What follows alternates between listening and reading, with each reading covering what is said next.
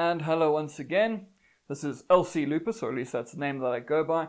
And today we're going to be continuing on with our lecture series, although they are disconnected. This is the second of these lecture videos that will hopefully help a bit with anybody who is approaching literary theory in any sense and wants to learn a bit more about it.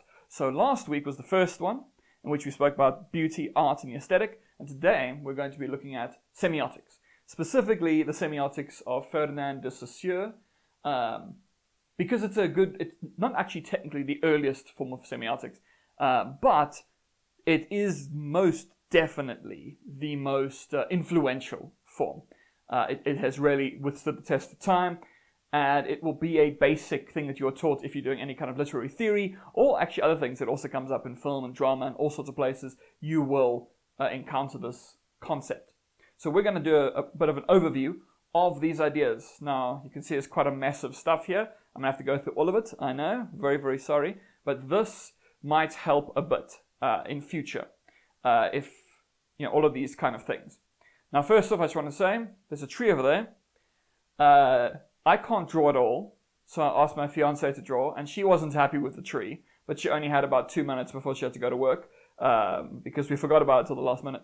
So, yeah. Anyway, I like the tree, and let us now talk about Ferdinand de Saussure. Now, he was a Swiss linguist who pretty much developed this concept of semiotics, this particular iteration of it. He was not really aware of, for instance, the work of Peirce, who also created a semiotic model, which I think we're going to look at next time because it's good to juxtapose them with each other. Now, this one is more of what's called a dyadic model. It has two parts, two components, rather than three, which is like Peirce's model. Now, let us first go into the really, really basic thing. So, first off, linguistics. Just as a very, very quick overview, what is linguistics? Linguistics is, very, very broadly speaking, the study of language. But it's not the study of a specific language necessarily. You could study any number of languages. You could study how languages relate to each other. You get things like comparative linguistics, in which you're comparing multiple languages with each other. You could be looking at root languages, things like etymology as a form of linguistics. So there's a lot of things that fall under the overarching purview of linguistics. And he was a linguist who developed this idea, and he never wrote any of it really down in a unified sense. The book that he wrote was published after his death, composed out of notes written by his students. So it's a bit of a strange thing. He didn't necessarily give all the information that he might have otherwise wanted to. It's kind of, in a similar sense, it's kind of like with someone like Socrates, who didn't actually write any of these things down, and it was up to his students to write these things down. It's a similar kind of thing, but in the 20th century. So, it's quite an interesting little situation there. Okay, so let's first have a look at these main concepts called langue and parole. Now, these terms very, very broadly relate to different types of language, and he wanted to look at different types of language. So, langue is more in the abstract, so it's sort of language as, say, English, French, German, as a sort of a concept, as a unified whole. Whereas parole was more in the concrete sense, which in many ways was where a lot of his effort was mostly focused, because he wanted to look at how language in many ways is determined by people. But we're going to get to all of that. So these are some important basic terms to understand. Other two important terms are diachronic and synchronic linguistics. Diachronic is historical, synchronic is ahistorical. So diachronic linguistics, historical linguistics, is looking at, say, the development of a language over time, right? So, say if you look at the English language, you get Old English, which started in about 500 CE, which sounds like German. Like it doesn't sound like modern English at all. Like a lot of people, for instance, think that Shakespeare is Old English. Shakespeare is early modern English. If you can read it, it's probably modern English. Old English is very old, and then Middle English had French influence in it, and that was from about 1000 to 2500 CE. So it was a bit of a different situation as this language developed over time. If you look at Middle English, it has a lot of French terms in it. That's actually where a lot of the French parts of English come from. So if you wanted to look at English from a diachronic perspective, you would look at it over time. You would look at it how it first originated, how it first came from tribes in Germany. It moved into England, and then it sort of started to grow and develop. And then there was French colonization when William the Conqueror took over the country, and that sort of continued for quite a while until English eventually became the dominant language again. But by that point, it had morphed, and then you get into things like Shakespearean English, Elizabethan English, that sort of period. That's where you get into the early modern English, and then it sort of develops from there. So if you wanted to look at it synchronically, you could do that. But now synchronically is interesting, but it's not actually really what the focus is here. When it comes to semiotics, you can look at the semiotics over time, but we're often looking at what it means now, which would be synchronic rather than diachronic. We're looking at language at a specific point in time. It doesn't have to be now, it could be any point in time, but it's not looking at it from a historical perspective. It's saying, what is the language like now? Not at a different point in time, whatever. What is it like now? Okay. So let's actually get into semiotics. What is semiotics? Well, semiotics is a study of what are called signs. Now, sign is a weird word that most people wouldn't have come across. Obviously, stop signs and stuff, but I mean in the linguistic sense. A sign is something that represents something. It has meaning attached to it. That is an integral thing. It has meaning attached to it, but it's something, like say, for instance, a word, a letter, a specific icon or something. Say if you were to look at symbols, what do symbols represent, right? And the whole thing together, what it represents and its actual image are both a sign. So a sign is made up of two things: a signifier and a signified. Okay, this makes it easier to understand now what a sign is, because a sign only makes sense when it's both of these things together. A signifier is also a sound image. So it could be a word, it could be a noise, it could be a particular image. And so that would be something like these here, right? The word tree is a signifier. It is a collection of lines that represent a sound. In this case, tree. So that is a signifier. Now the signified is the concept attached to that signifier. So the signified is what this means, but they have to be together, right? You can't have meaning without, say, something attached to it, so generally not, right? So tree means that thing that grows out of the ground. It's a type of plant. It has bark, it has leaves, etc. That is what a tree is. So tree, the word, is the signifier. And tree, as in the thing, is the signified. Not technically, but we're going to get to that. It's easier to understand it now in this particular perspective. Now, the thing is, a concept can change meaning. So what if I take, or it can have a weird or multiple meanings. So let's say I take a signifier like the word love. Love has so many different meanings attached to it. This is kind of inherently metaphorical, because what does it mean? It could mean many things. A tree, the word tree means a plant that can live a very long time, has bark, has leaves. That's what a tree is, right? That's quite simple between the signifier and the signified. That's quite a simple relationship to see what those two things are. But something like love. Love is a bit more abstract, right? Everybody has their own definition of what love is. Different people see love in different ways. So the word love is a signifier. It's a sound image. You could either say the word love, or you can take the word written down, L-O-V-E. Both of those would be signifiers, right? It is the physical thing. It exists in the real world.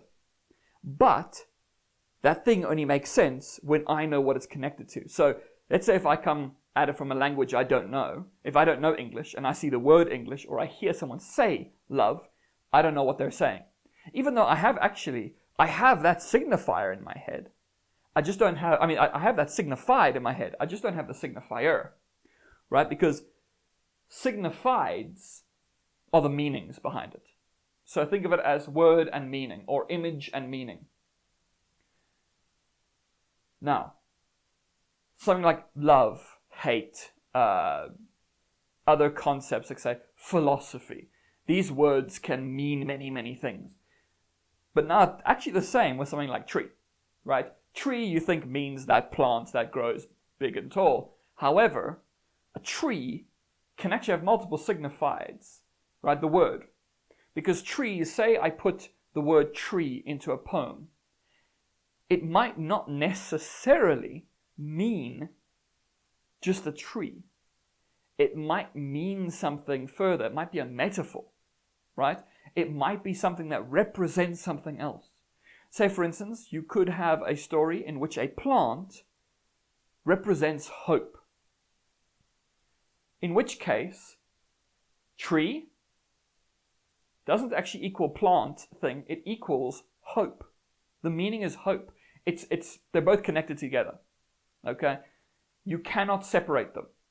But now here's an interesting thing about this, is that the relationship between these two things is arbitrary, which means that the word tree doesn't actually mean tree. It means tree to us because that's the word that we've decided in English. However, tree, boom, sifate, these are three different, they all mean the same word. They all mean tree, but in three different languages. So tree doesn't actually mean tree. Tree can mean whatever I call a tree. If I make up a word, so I completely just make up a word, I call it a blah blah blah. But if a blah blah blah in my idea means tree, then blah blah blah is a signifier which means tree.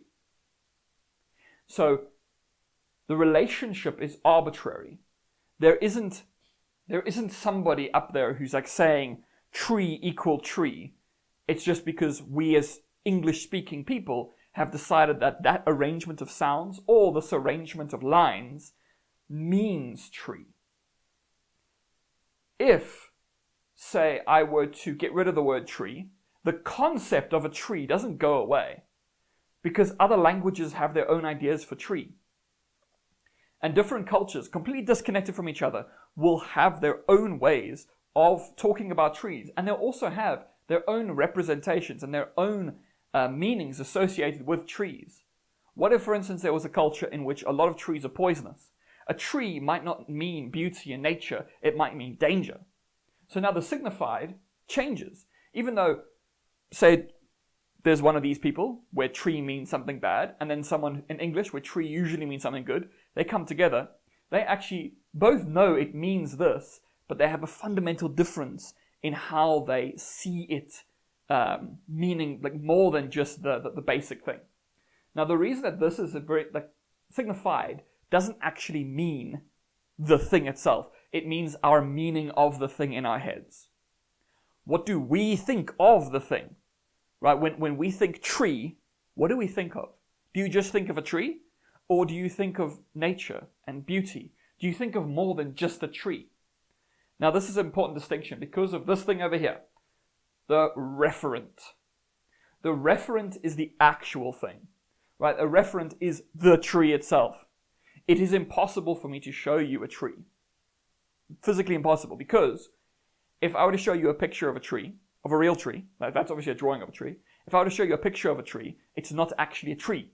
It is a picture of a tree. If I were to go outside with the camera and record trees outside, it is still not a tree. It is a recording of a tree. It's video of a tree, which means it isn't actually a tree. The only way to see a tree is to go out and see a tree yourself, technically. That is the referent. Right? There is no meaning inherent in a tree.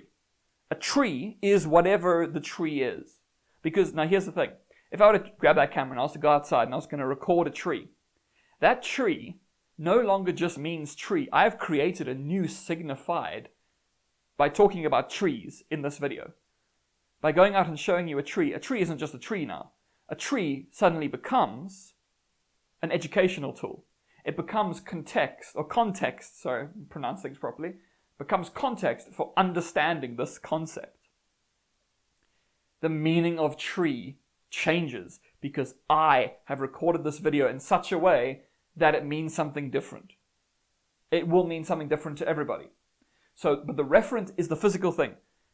Whatever I do to a tree, it's still a tree. Whatever you do to a tree doesn't matter. Whatever you think about trees doesn't matter. Tree still is tree, right? The referent is what the signifier and the signified refers to. That's why it's the referent. It refers to it, but it doesn't equal it, right? So now these two things together, the signifier and the signified, so the word tree, boom, sefate, and that means tree. So this is the signifier, this is the signified.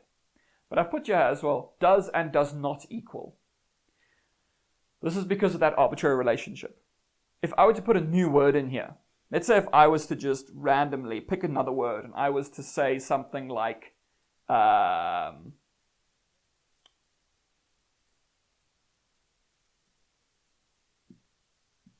don't have good handwriting and it's hard to write on this, so leave me alone. Red. Why doesn't red mean tree? It's still an arrangement of letters. What, because at some point in time, long before I was born, somebody decided that the word tree means tree and red means a color on the warm side of the spectrum. What if I was to change the meaning? What if I wanted to change the meaning around? What if I started to refer to trees as reds and red as tree? Other people wouldn't want to talk to me because they would say that I'm defying the conventions of the language. It would make communication impossible. But if an entire society decided to do that, then it would happen. Because the word tree doesn't mean tree. We just say that it means tree because that's easier for us. It's a representative image for us. Think about words that have changed their meaning over time. So probably the one that most people know in English that has changed significantly over time is the word gay. Gay today, I was meant to rhyme, gay today, generally, when you say it, you're meaning somebody who is homosexual, and in all likelihood, male homosexual.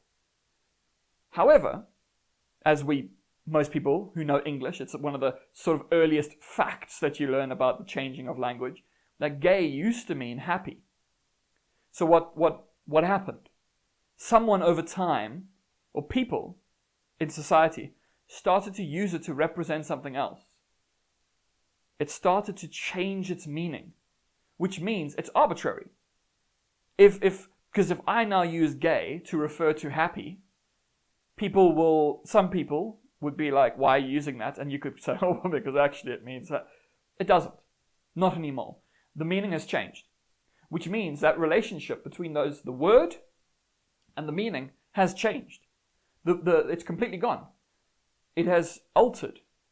Over time, words can change meaning. And if words can change meaning, it means it's arbitrary. It means that it doesn't actually represent the thing. It is just a current representation. It isn't universal. It's not going to stick around forever. And also, all of our languages will probably eventually die or merge into different languages. They will alter and develop. That is what happens with languages. Languages change over time. The people who act as if us using new words for things is like the end of language, or of course, as a lot of conservatives like to claim, it's 1984. If you don't know what that is, it's a book. People like to claim that. It isn't, it's just language change. Languages change. It's what they do. They evolve, they adapt, they develop. Think about 500 years ago. Did there need to be a word for internet? No, because it didn't even exist yet. The signified, a thing, the referent, didn't even exist yet. We needed to first create the thing, the referent. We had to create the internet. Then we needed to come up with a word for it, internet, which would mean what it means. So the meaning didn't exist before. It means we created meaning.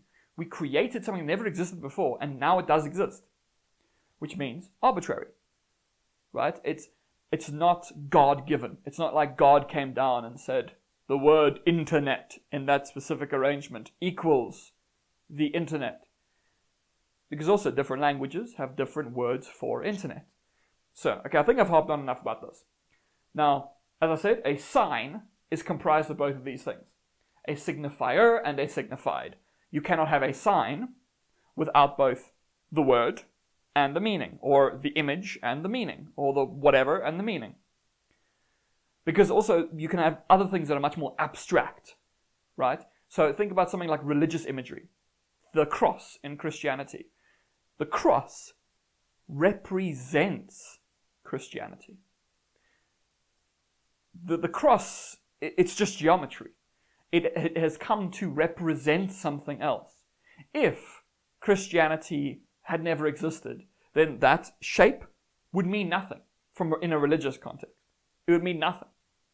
So that has changed. If a religion never existed, then that would never exist. If a country never existed, then, like, let's say countries' flags.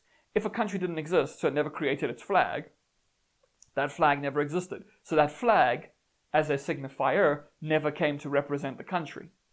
This is why I say I'm from South Africa. So in South Africa, we have our current flag, the modern flag, and there's also the old flag, which is kind of the equivalent of like the American Confederate flag. It's the apartheid flag. When people fly that flag, they're trying to say something. They're signifying something. They're trying to say that they maybe preferred it back in the day. So the meaning of a thing can change. So let's say if there's two people in terms of flags. One is flying the modern South African flag and one is flying the apartheid flag. Both those flags mean South Africa, but they mean South Africa in very different ways, right? What you think is different to me. So that is this relationship. And together they form a sign, right? So the old South African flag, the new South African flag are both signs. The process whereby these turn into this is called signification. That's just a small thing, that's just a term. All right, now that we know what signs are, right? A sign is something that has meaning. Signs then combine together into codes, and codes then connect meanings to each other. So, if you were to have the word of trees with, other plants, you're now combining these two terms together, these two signs together, to create a new image of nature, right? If I'm going to have a book in which I describe there being pollution and buildings and cars, these are all coming together. These different concepts are coming together to create a unified image of a city. Right? I didn't even have to use the word city. If I say big buildings and pollution and cars and people running around everywhere and it's chaos and mayhem, I don't have to say the word city for you to know that's what it means, because it's a code. They've bundled together to create a new meaning. All right, so pretty much the last thing here to understand is that language is conventional, social, and a system. It's conventional, which means it follows conventions. Right? Conventional doesn't just mean like normal. It means that it follows certain rules. Social, which means it's used by people. It's used in a society. Language cannot exist on its own. There's no reason to have language on its own. Language only really makes sense in a situation in which we are able to communicate with each other. That's the point of language. It's communication at a very, very basic level. So it's social, which means it also changes based on our needs. Right? As I said before, when the internet didn't exist, we didn't need a word to mean the internet, but now the internet exists. So imagine if there was never a word for the internet, and then every single time I want to talk about the internet, I have to say, yeah, you know that thing where you go on the computer or our phone, and then it's like a button that you like push, and it goes into that program that lets you communicate with other computers on like a network, and then you can ask questions. Imagine if you had to say that every time instead of just saying internet. Other things, like imagine if I just had to say, I want to get into the car, I'm going to go to the shops, and I'm going to buy some chips. If I had to explain what each of those words is, if I had to say, I'm going to get into the metal vehicle that runs on petrol, and I'm going to then drive it to the place where you can purchase items for money, the currency that happens to be in your country, and I'm going to then buy those things which are made of potatoes, but you slice it really, really thin, and then you either fry them or you bake them, and then you season them. Imagine if you had to say that rather than just saying, I'm going to get in the car, go to the shops, buy chips. Communication is social. if I had to keep on saying all those things, it would be such a waste of time. So we create words to shorten our communication. Because I was still able to communicate exactly the same thing, but it was a lot longer. So yeah, and then it's also a system, which means it's systemic. It means that it follows certain rules, and it's not going to really necessarily easily change. It's not going to shift and move around. It's going to stay somewhat unified throughout its existence. It does change. Remember, language does change. So if you were to be transported back in time 1,000 years, you probably wouldn't be able to speak to your own people because the language would have changed. However, it doesn't change instantly. It's not like I'm going to wake up tomorrow and language is going to have changed. That's just not going to happen because it's not going to change that quickly. It changes very, very gradually. So if I was able to jump through time, sure, I wouldn't be able to speak to people, probably, but because no one would speak my language. But otherwise, it's going to stay somewhat unified, right? There will always be new meanings being introduced. New words or new ideas need words to be attached to them to create new signs. And I think that's pretty much it. I hope that this has been understandable. I hope I've given a good overview of Saussure's ideas of semiotics and the sign. This is a central idea, a central concept to understand a lot of literary theory going forward and a lot of other things. So, yeah, that's it. All right, I think finish off there. So if you enjoyed this, you can do the usual things, YouTube things, like, comment, subscribe, share, those things. You can do those. You can also, if you want to support this channel and this creation of this kind of stuff, you can always check out some of my other stuff, and you can also check out, for instance, some of the books I've written. At the moment, there's only the one, but in a few weeks there's going to be a second book out. You can check the description below to see if you want to check those out. Yeah, that is pretty much it. So this has been LC Lupus, and I hope that this has been understandable. If there are any other kinds of concepts or ideas that you want to explore, literary and philosophical ideas, kind of thing, you can't ask me science. I don't know maths. Please don't ask me that.